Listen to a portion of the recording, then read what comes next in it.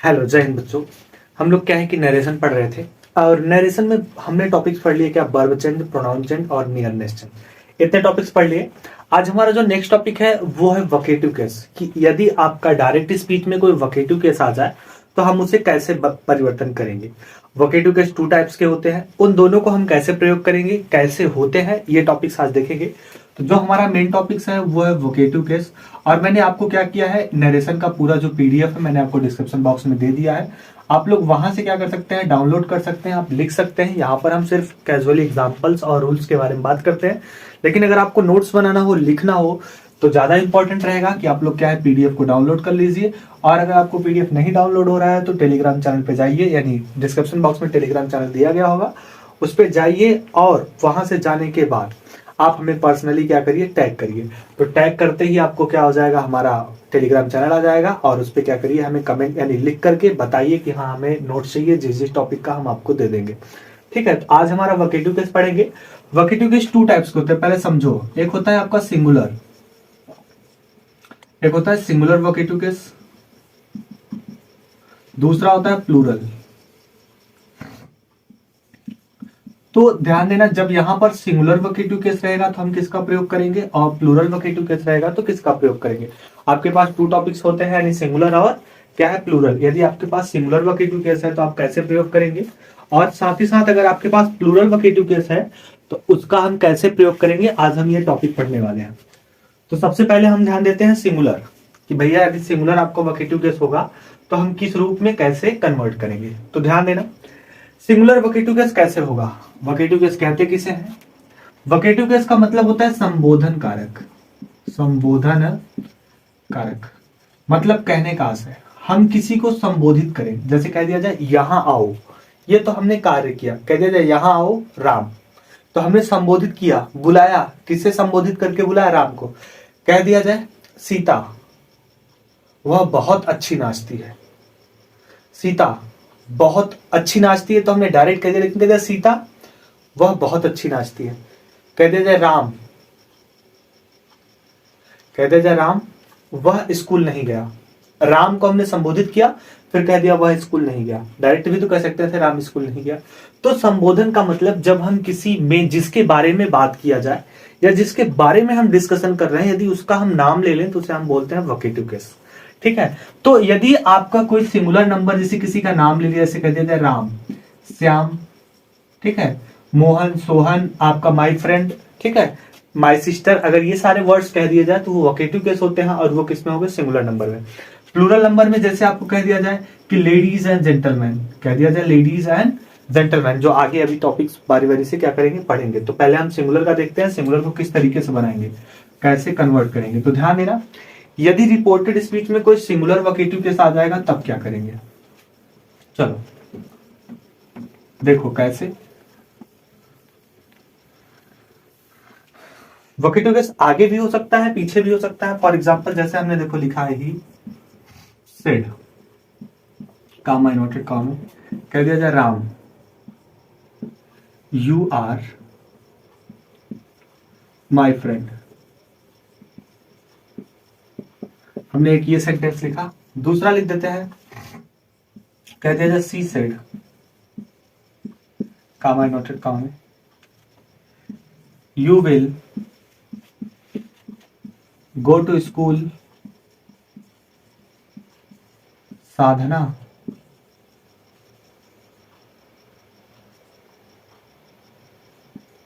ठीक है, ध्यान देना, हमने दो सेंटेंस लिखा है, दोनों में वोकेटिव केस आया है। वोकेटिव केस जब भी लिखा जाएगा पहले कहां लिखा जाएगा, ध्यान देना, रिपोर्टेड स्पीच के अंदर होगा। वो वोकेटिव केस आपका रिपोर्टेड स्पीच का पहला वर्ड हो सकता है, या रिपोर्टेड स्पीच का क्या हो सकता है, लास्ट का वर्ड। और जब भी वोकेटिव केस लिखा जाएगा वो आपको किसके अंदर लिखा जाएगा, इन्वर्टेड कामा के अंदर। ठीक है, अब आई बात समझ में, कह रहे जब भी वोकेटिव केस लिखा जाएगा तो कहां लिखा जाएगा, इन्वर्टेड कामा के अंदर।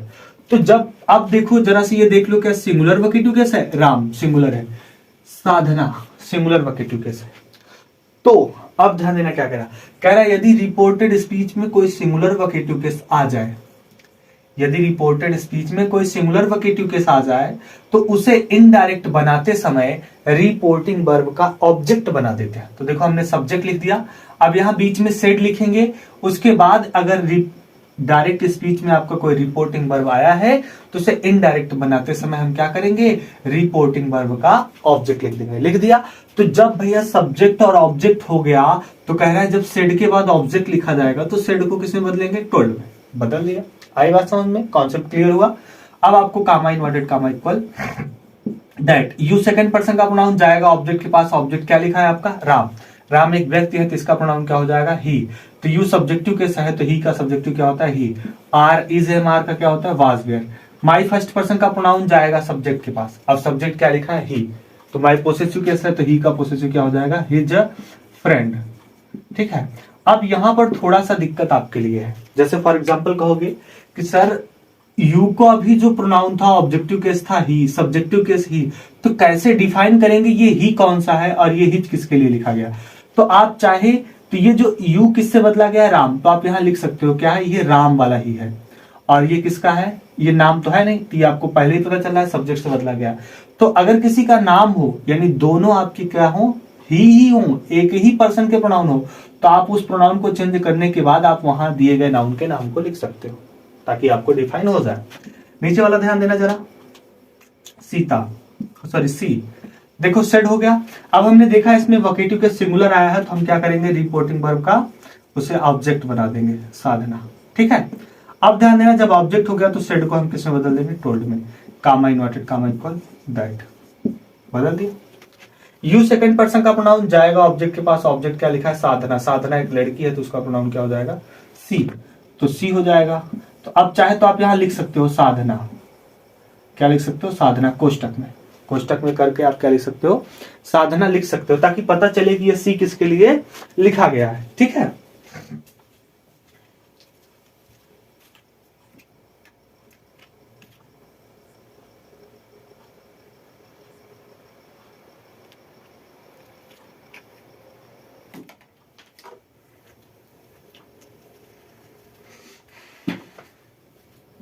अब ये हो गया साधना। अब विल का क्या होता है, वुड।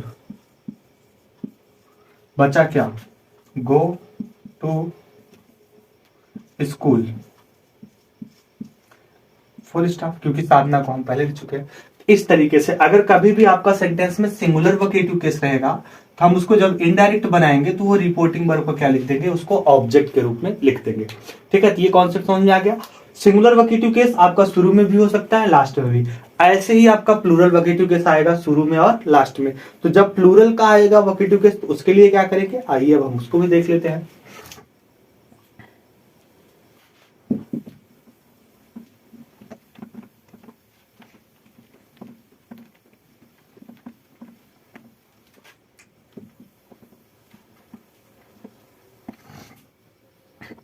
अब देखो कह रहा है रिपोर्टेड स्पीच में क्या आ जाए, प्लूरल वोकेटिव के साथ आए।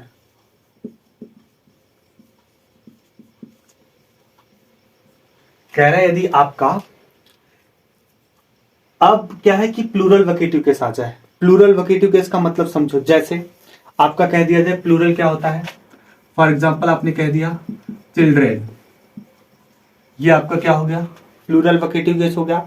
फॉर एग्जांपल आपको कह दिया जाए नॉटी बॉयज, नॉटी बॉयज। आपने कह दिया जाए माई डियर फ्रेंड्स, कह दिया जाए लेडीज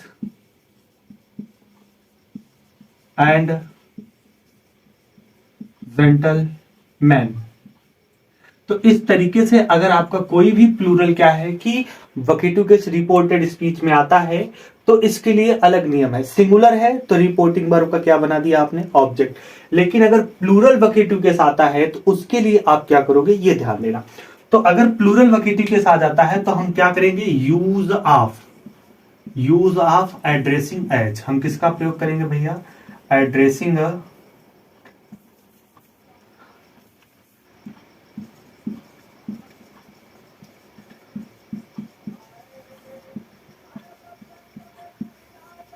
एड्रेसिंग एज का प्रयोग करेंगे। तो इतना नोट कर लीजिए ताकि हम स्टार्टिंग से बताएं तो आपको ज्यादा समझ में आ जाए। तो कह रहा है यदि कभी भी आपका रिपोर्टेड स्पीच में प्लूरल वोकेटिव के साथ जैसे हमने आपको बता दिया children, naughty boys, my dear friends, ladies and gentleman, तो हम उसमें किसका प्रयोग करते हैं? यूज ऑफ एड्रेसिंग एज का। यूज ऑफ एड्रेसिंग एज का कैसे प्रयोग करके हम बनाएंगे वो देख लेते हैं।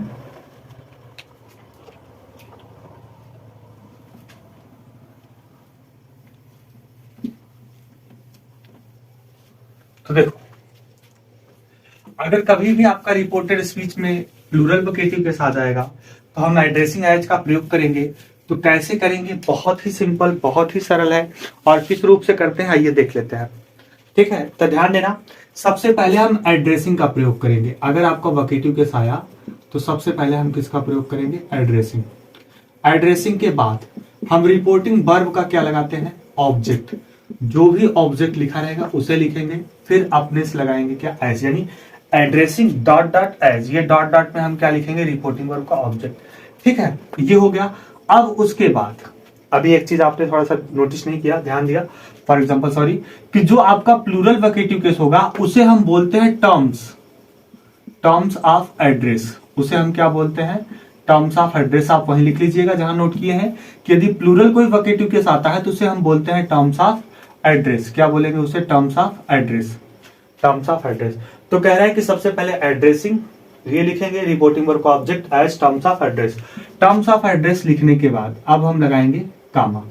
कामा लगाएंगे तो रिपोर्टिंग वर्ब का आप क्या लिखेंगे? सब्जेक्ट। रिपोर्टिंग वर्ब का क्या लिखेंगे? सब्जेक्ट। कह रहे टर्म्स ऑफ एड्रेस लगाने के बाद हम क्या लगा देंगे? कामा। अब हमने लगा दिया रिपोर्टिंग वर्ब का सब्जेक्ट, फिर उसके बाद सेड जैसे लिखा है वैसे, और कामा इन्वर्टेड कामा इक्वल दैट। ठीक है, आप चाहो तो इसे लगा भी सकते हो, कामा हटा भी सकते हो, कोई दिक्कत नहीं है। उसके बाद दैट लगाने के बाद आप जैसे कन्वर्ट करते हो वैसे कन्वर्ट कर लोगे। चलो एक फॉर एग्जांपल हम छोटा सा एग्जांपल देख लेते हैं। जैसे कि PT Nehru, Pandit Nehru said to people. Pandit Nehru ने लोगों से कहा, ladies and gentleman, ladies and gentleman, comma you are my hope. ठीक है, अब ये देखो लिखा है। तो अब हमने देखा रिपोर्टेड स्पीच के अंदर लेडीज एंड जेंटलमैन एक आपका क्या आया है? प्लूरल नंबर का वोकेटिव केस आया है। तो जब भी कभी प्लूरल नंबर का वोकेटिव केस आएगा तो उसे हम क्या करेंगे? एड्रेसिंग एज के सहायता से क्या करेंगे? इनडायरेक्ट बना देंगे। तो एड्रेसिंग एज कैसे प्रयोग करेंगे ये हमने स्टार्टिंग में आपको ऊपर लिखा हुआ है। कोई सा भी डाउट्स नहीं है, आप आसानी से इसे क्या कर सकते हैं? हल कर सकते हैं। ठीक है, तो देखो फॉर एग्जाम्पल जैसे, तो सबसे पहले हम एड्रेसिंग का प्रयोग करेंगे, कह रहा है। तो एड्रेसिंग,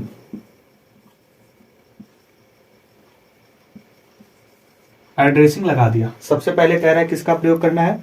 एड्रेसिंग का। तो हमने क्या किया? एड्रेसिंग लगा दिया। अब उसके बाद कह रहा है रिपोर्टिंग वर्ब का ऑब्जेक्ट। ऑब्जेक्ट क्या लिखा है? पीपुल। तो हमने क्या लिख लिया? पीपुल लिख लिया। रिपोर्टिंग वर्ब का ऑब्जेक्ट हो गया। कह रहा है एज अपने से लगाओ, लगा दिया। अब कह रहा है टर्म्स ऑफ एड्रेस लिखो। तो टर्म्स ऑफ एड्रेस हमने बताया कि जो प्लूरल नंबर का वोकेटिव केस आता है उसे हम क्या बोलते हैं? Terms of address. तो उसे हमने लिख दिया लेडीज एंड जेंटलमैन। ठीक है, अब टर्म्स ऑफ एड्रेस हो जाएगा। अब कह रहा है रिपोर्टिंग वर्ब का सब्जेक्ट। तो सब्जेक्ट क्या लिखा है? पीटी नेहरू। फिर कह रहा है सेड लगाओ। सेड क्यों लगाएंगे? ऑब्जेक्ट है फिर भी। तो देखो ऑब्जेक्ट को हम कहां लिख दिए? यहां। तो सेड के बाद कोई ऑब्जेक्ट है ये नहीं है, तो सेड जैसे वैसे। फिर कामा इन्वर्टेड कामा इक्वल क्या लगा दिए हम? दैट। क्यों? क्योंकि यहां से असर्टिव सेंटेंस स्टार्ट है। अब बचा यू। तो यू सेकंड पर्सन का प्रोनाउन जाएगा ऑब्जेक्ट के पास, क्या लिखा है? पीपुल। और पीपुल एक से ज्यादा लोग हैं तो क्या हो जाएगा इसका? दे। तो यू सब्जेक्टिव केस है तो क्या हो जाएगा? दे। आर का क्या हो जाएगा? वर। माई जाएगा फर्स्ट पर्सन का प्रोनाउन नेहरू के पास, तो नेहरू का प्रोनाउन क्या होगा? ही। तो माई पोसेसिव केस है तो क्या हो जाएगा? His hope. इस तरीके से। ठीक है, ये फर्स्ट टॉपिक हो गया। सेकंड क्वेश्चन देख लेते हैं। जैसे लिखा है, कह दिया जाए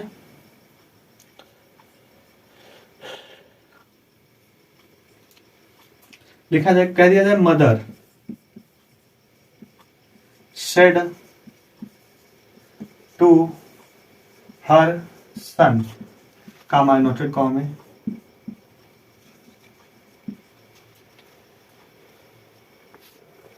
और सॉरी नॉटी की spelling NAUGST, naughty boys comma, कहते थे नॉटी बॉयज कामा,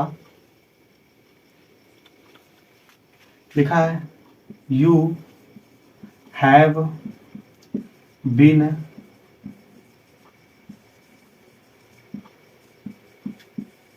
फाइटिंग अगेन। ठीक है, तो ध्यान देना, कह रहे हैं कि my mother said to her, मेरे क्या है कि कह रहे हैं कि माँ, कह रहे हैं कि माँ सेड टू हर सन, कह रहे हैं कि मदर सेड टू हर, माँ ने क्या किया, अपने बेटे से कहा कि नॉटी बॉयज यानी शरारती लड़के, you have been fighting again, तुमने क्या है दोबारा लड़ाई किया। तो ध्यान देना यहाँ पर एक चीज इंपॉर्टेंट है, क्या इंपॉर्टेंट है, हमने देखा रिपोर्टेड स्पीच में क्या है, प्लूरल नंबर का वोकेटिव केस आया है, नॉटी बॉयज। तो जब प्लूरल नंबर का वोकेटिव केस आता है तो हम सीधे सीधे सिंपली किसका प्रयोग करेंगे, एड्रेसिंग एज का प्रयोग करेंगे। किसका प्रयोग करेंगे, एड्रेसिंग एज का। तो हमने यहां लिख दिया द मदर, सॉरी देखो, करेक्ट, एड्रेसिंग एज का प्रयोग करेंगे तो सबसे पहले हम स्टार्टिंग में लिखेंगे एड्रेसिंग, एड्रेसिंग लिख दिया। अब रिपोर्टिंग वर्ब का ऑब्जेक्ट चाहिए, तो ऑब्जेक्ट क्या लिखा है, हर सन, हर सन लिख दिया। अब उसके बाद क्या कह रहा है, एज, एज हमने लिख दिया। एज के बाद ध्यान देना, कह रहा है एज के बाद टर्म्स ऑफ एड्रेस चाहिए, तो टर्म्स ऑफ एड्रेस क्या लिखा है, नॉटी बॉयज, क्या लिखा है, नॉटी बॉयज। तो हम क्या लिख देते हैं, नॉटी बॉयज।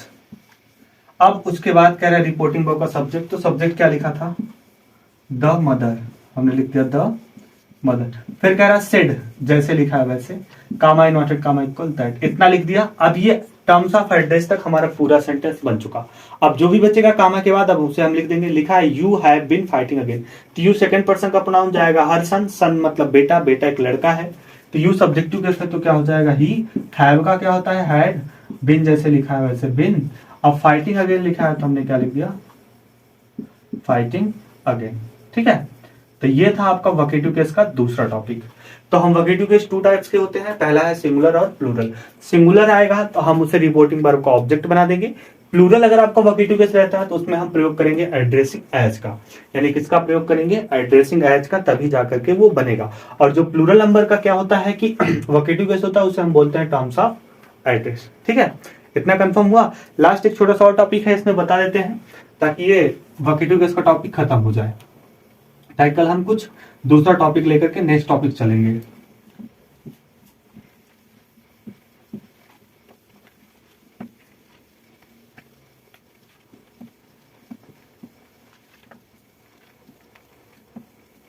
तो आप लोग क्या करिए, डेली डेली कुछ ना कुछ होमवर्क करते रहिए, जितना प्रैक्टिस हो सके उतना, क्योंकि क्लास 9th 10th और 12th का जो बोर्ड एग्जाम है वो क्या है आपके हैंड में है, यानी बहुत ही नजदीक आ गया है।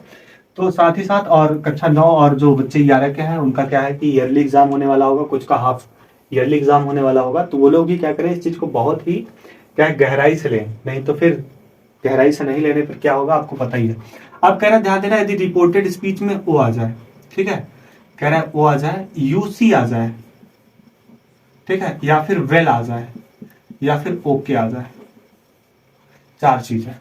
कह रहा है ओ, यूसी, वेल, ठीक है, या फिर ओके, इतनी चीजें आ जाती हैं। कह रहा है यदि रिपोर्टेड स्पीच में इतनी चीजें आ जाए, उसके बाद रिपोर्टेड स्पीच स्टार्ट हो, तब हम कैसे इनडायरेक्ट बनाएंगे। चलो देखो, कह दिया जाए फॉर एग्जाम्पल हमने लिखा ही सेड, कामा नोटेड काम, कह दिया जाए ओके, ठीक है, आई एम गोइंग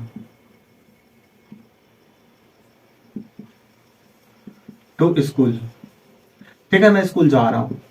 अब ये सेंटेंस लिखा, तो ही जैसे लिखा वैसे, सेड के बाद कोई ऑब्जेक्ट नहीं लिखा है, तो जैसे वैसे, कामा इन्वर्टेड कामा, क्योंकि यहाँ पे कोई वोकेटिव केस नहीं आया, ना तो सिंगुलर आया ना तो प्लूरल। अब कामा इन्वर्टेड कामा इक्वल दैट, तो क्या कह रहा है ध्यान देना, यदि रिपोर्टेड स्पीच में इन चारों में से कोई भी एक वर्ड आ जाए तो इससे हमें कोई लेना देना नहीं है। आप इसको देख करके कंफ्यूज ना क्रिएट करें, कंफ्यूजन ना क्रिएट करें, जैसे लिखा है उसे छोड़ देना, कोई इससे हमारा लेना देना नहीं है। आई फर्स्ट पर्सन का प्रोनाउन जाएगा ही के पास, तो ही हो जाएगा एम का was, going to school, going to school, बस जैसे आपका लिखा था हमने वैसे क्या किया, बना लिया। ठीक है, कह दिया था मदर सेड, आपने लिखा है mother said, comma inverted comma है, well Ram, well Ram, comma inverted comma कह रहा है well Ram, comma inverted comma लिखा, I shall give you a prize, शाबाश Ram, I shall give you a prize. ठीक है, ये सब सेंटेंस लिखा है आपका। कह रहा है I shall give you a prize. अब ये टॉपिक्स आपके लिखे गए हैं। अब कह रहा है इसका क्या करो, आप इनडायरेक्ट बनाओ। तो ध्यान देना, मदर जैसे लिखा है वैसे हमने लिख दिया मदर। अब देखो सेड के बाद इसमें क्या है, वेल, वेल को कह रहा है छोड़ने के लिए, लेकिन वेल के साथ देखो एक सिंगुलर वोकेटिव के साथ है, क्या आया है, राम। तो राम को हम क्या बना लेंगे, रिपोर्टिंग वर्ब का ऑब्जेक्ट, तो सेड का किसमें बदल जाएगा, told, comma noted, comma equal that. Well से हमारा कोई लेना देना नहीं, हमने इसे क्या किया, छोड़ दिया। आई फर्स्ट पर्सन का प्रोनाउन जाएगा मदर के पास, मदर एक फीमेल है तो इसका प्रोनाउन क्या होगा, सी। तो हम यहाँ क्या लिख देंगे, सी। आई के साथ सेल लगा है तो सी के साथ विल लगेगा, तो विल का क्या हो जाएगा, would, give. You second person का प्रोनाउन जाएगा ऑब्जेक्ट के पास, क्या लिखा है भैया, राम, राम का प्रोनाउन क्या होगा, ही। तो यहाँ देखो हेल्पिंग वर्ब और मेन वर्ब के बाद यू आया है तो ऑब्जेक्टिव केस है, तो ही का ऑब्जेक्टिव केस क्या हो जाएगा, हिम अ प्राइज। ठीक है, ये आपका टॉपिक था, 3 टॉपिक्स जो हमने आपको पढ़ा दिया। ठीक है, अब नेक्स्ट डे मिलेंगे कुछ फिर नया तड़कता भड़कता लेकर के, और आप लोग इतना प्रैक्टिस करिएगा। आप लोगों के पास एक्सीलेंट्स है, उसमें बहुत सारे एक्सरसाइज दिए गए हैं। जैसे अगर आपके पास एक्सीलेंट होगा तो पहले ही यूनिट में आपका क्या है, नरेशन है। एक्सरसाइज नंबर 4A खोलेंगे तो जितना आज मैंने पढ़ाया उससे रिलेटेड सारे टॉपिक्स आपको मिल जाएंगे, तो आप लोग वहां पे खोल करके इसे हल करिएगा। फिर नेक्स्ट डे मिलते हैं कुछ ऐसे तरीके से इंपॉर्टेंट टॉपिक्स लेकर के जो आपके रूल्स हैं। फिर उसके बाद हम पढ़ेंगे इंट्रोगेटिव, क्योंकि अभी बहुत सारे टॉपिक असर्टिव में बचे हुए हैं। फिर मिलते हैं नेक्स्ट डे एक नई वीडियो के साथ, तब तक के लिए थैंक यू, धन्यवाद।